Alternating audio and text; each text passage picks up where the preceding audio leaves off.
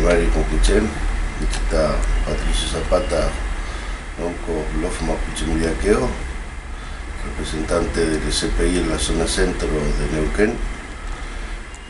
Bueno, estamos en Buenos Aires, hemos venido a la inauguración del Salón de los Pueblos Originarios en la Casa Rosada, donde habíamos sido invitados.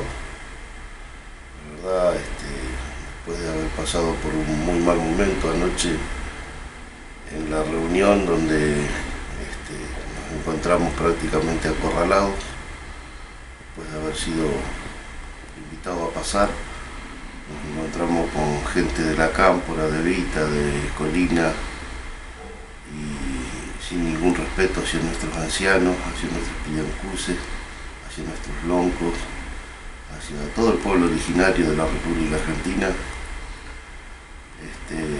Una total falta de respeto hacia nuestra gente. Tuvimos que quedarnos para no ser también nosotros irrespetuosos de la invitación que nos había hecho nuestra presidenta. Creemos que el momento político tiene que quedar de lado en algún momento. Nosotros no venimos a ser parte de este circo en el que se nos quiso poner, y bueno, hicimos nuestros reclamos como tenía que hacer, y también lo hicimos por medios televisivos. Creemos que no va a salir porque fuimos muy duros con las declaraciones que hicimos algunos loncos, algunos pillancuses, de otros lugares también, algunos hermanos.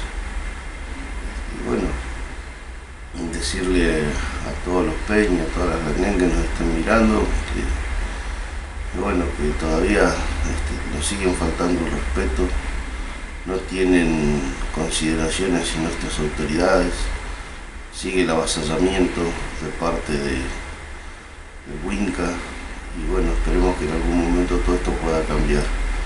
Así que queríamos dejarlo documentado acá con el Peña Carrilaf para que lo pudiéramos bajar a algún lugar para que lo puedan ver. Eso sería todo.